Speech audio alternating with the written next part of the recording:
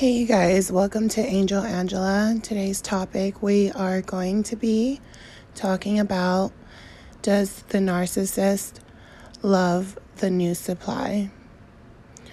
Well, in order to determine or to come to the conclusion of the narcissist actually loving the new supply, I want to go over a couple of things, and I want you guys to be the judge to ask yourselves if the narcissist could possibly love the new supply. Well, first and foremost, you have to look at the characteristics that the narcissist has presented to you. Do they talk about other people? Do they bash other people? Have you seen them manipulate others? How have they treated you? With compassion, or did they actually care? Were they actually listening to your feelings? Or was it just going through one ear out the other and fake hugs and kisses, basically? Everything with the narcissist is an act. Everything about them is not real. It's fake. It's an illusion. It just seems so real because they believe their own lies and their own transgressions. And even when they're cheating and they're telling you that they're not, they believe their own lies. So just knowing the characteristics that you have been through with this person, could you actually say that this person brought value to your life?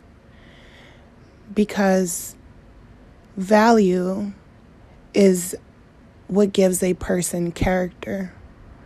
And if they couldn't give you any value to your life, they didn't bring any value to your life, how can this person even have a good character? I mean, just because you've seen them give change to a stranger, or you've seen them go and help someone with their groceries or help someone push their vehicle, and just because you see them doing all these thoughtful things that in your eyes you're wondering, why is it me? And that he doesn't, treat with respect, and why does he treat or she treats strangers better than me? Because those acts are to show you, to basically tell you, hey, look at me. I'm really not a bad person. You're the only person that thinks that I'm bad, because that's actually what they're programming you to think. They see the good acts that they do for others hurts you, because they know that how they're treating you is bad. That's why when they discard you and come back, they'll even admit to you that they were wrong, because they know what they're doing. Because the fact of it all is that they're acting. You have to understand that there's no way that the narcissist can love the new supply, even if they're marrying them or having children with them. Moving on, everything is it's just an illusion. It's a role play. That's all it is to them. And they need an audience, and they believe that you're part of their audience. That's why they stalk you. Even when they discard you, they want to see if you've moved on, if you're happy.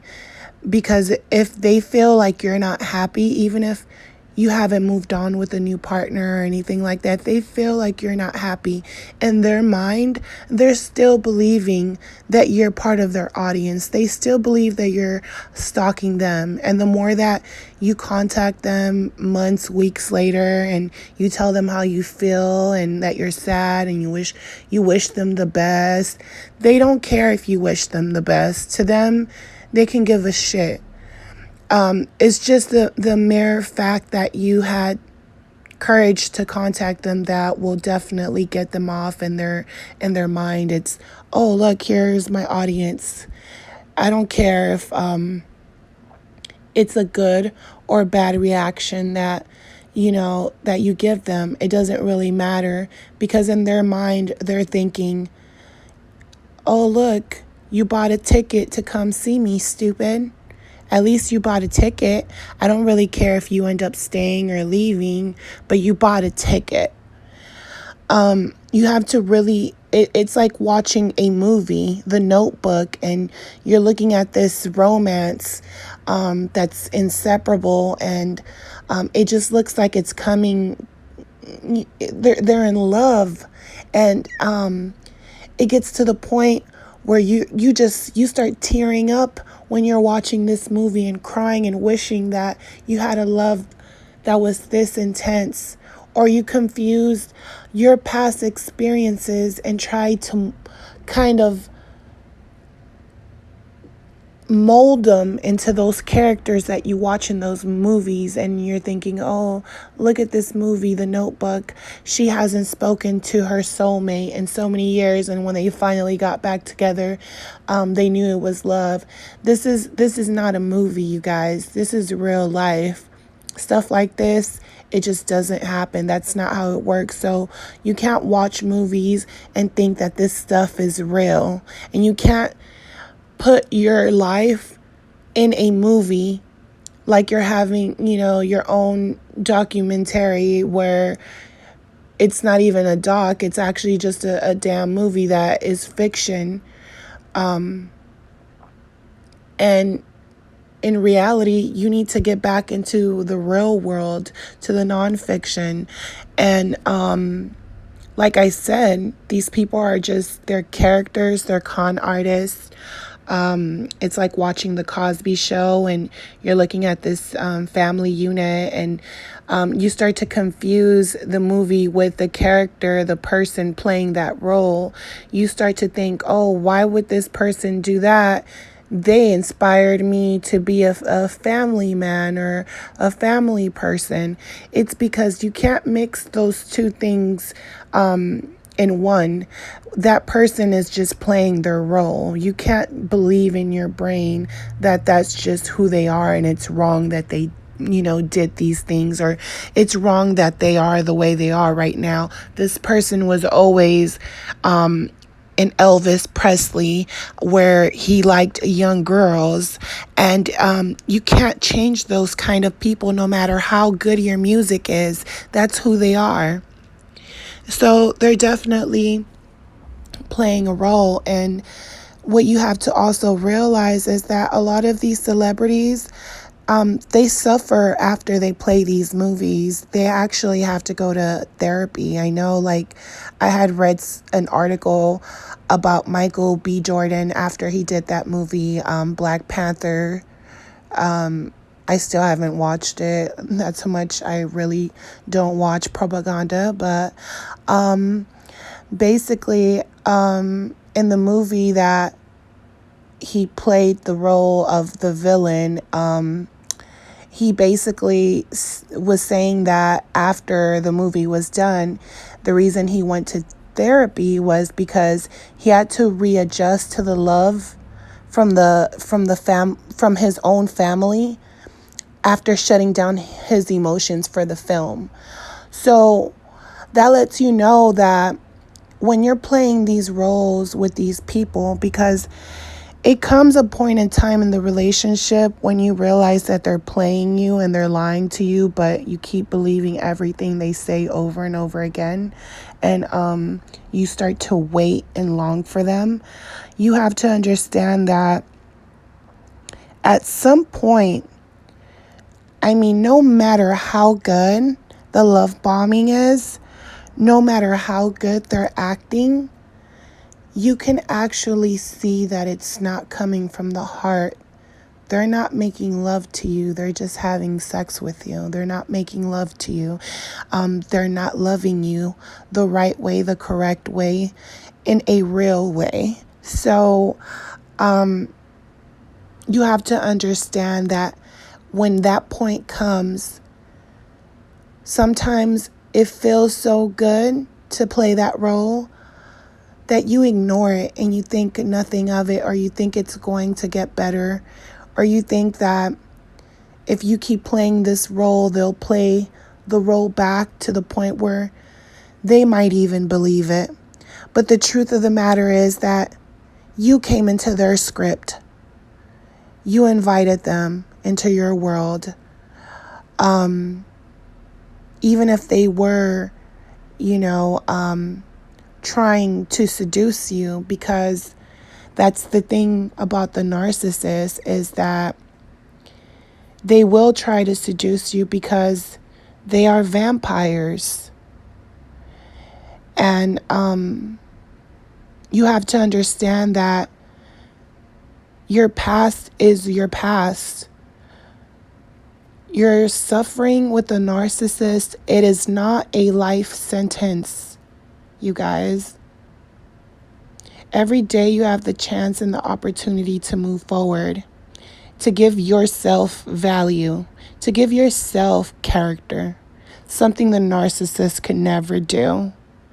And that's why they're going to keep living their lives miserable. Because as much as they want to act, they can't look themselves in the mirror. They can't look themselves in the mirror because they're sadistic vampires. Sadistic means savage, heartless, pleasure from inflicting pain on others.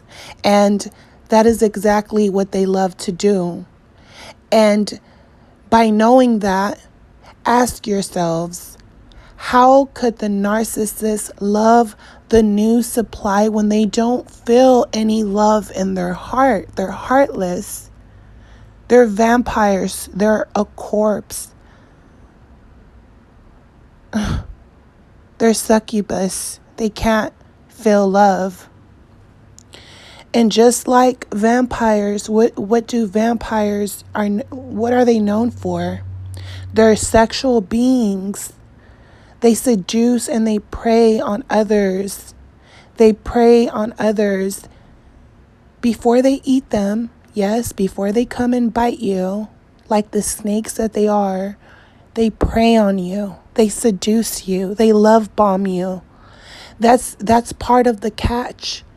That's what makes them feel good. It's the seducing part. The chase. The chase. The chase. Just like that Twilight vampire movie. Remember when he said that vampires, what they like the most, it's the chase. When he says that they hunt animals, they love the chase. That's what they love about preying on people. And they really are just the undead, meaning they're dead but living, immortal. And it's really hard to kill them. It's really hard to kill them because once you've dealt with one of these people, you're wondering, how did they run off into the sunset? And just like a vampire, it's very hard to kill them because they're immortal and they're crazy and soulless. And the only way to kill them is to stab them in the heart. And they don't have a heart. So when you do, they just turn to dust. Because right now they're just in a body with no soul. They don't like sunlight. They don't like your light. They don't like the good in you. How can they love anyone with light in them? when they don't like light. They're afraid of the light. They're afraid to look themselves in the mirror because they know how hideous they are. And I don't mean they hate looking, themselves in the mirror because they're not attractive, because I'm not saying all narcissists are not attractive. I mean, they can't own up to their shit. They can't own up to who they are. And the only high they get is out of torturing new people, new supplies, yes. And the thing about vampires is that they go around biting people and sucking the life out of them, because they want to turn everyone into vampires just like them. So my advice to you is that you need to stay away from these type of people. Cut off all communication. I don't care if they are your friends, family. I don't care if you don't have anyone at the end of the road, because everyone around you are narcissists. You have to own up to your shit. You have to look in the mirror the way the narcissist can't look in the mirror, and you have to own it, and you have to keep moving forward, and you have to change the way you live your life. Because just like the narcissist, how they're living in a world where they're acting and they're playing a role, you have to understand that just by them believing that they are who they think they are, these characters, celebrities, or whoever they're trying to imitate, past relationships, they're affirming to themselves that they are that, and they're affirming that shit to the fullest, that you start believing it too. You actually believe their illusion of what they're trying to portray. They're acting so fucking good, you're believing it. And you have to understand the power of affirmations and affirming who you are, affirming forgiveness and love and strength, affirming how you want your day, how you want your life to go.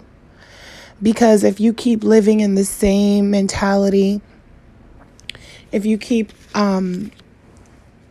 just having the same thoughts, the same choices, the same actions, the same behaviors, the same experiences, you're always going to have the same experiences and the same feelings. And in order to move forward, you have to have new thoughts, new choices, new actions, new behavior. And that's the only way you're going to have new experiences in your life. And you have to just look at things for what they are. Know that this narcissist does not love the new supply. He won't love the next. And he's always going to be trying to suck the life out of all his exes in future supply. You have to really understand that they are con artists. They're actors. They are vampires. They don't feel anything, but you feel everything. And you have the opportunity to thrive and to change the world and to change how you communicate around the people around you. So if you like this message, please subscribe, please like, please comment, and let me know what you guys think. Until next time, you guys have a good one.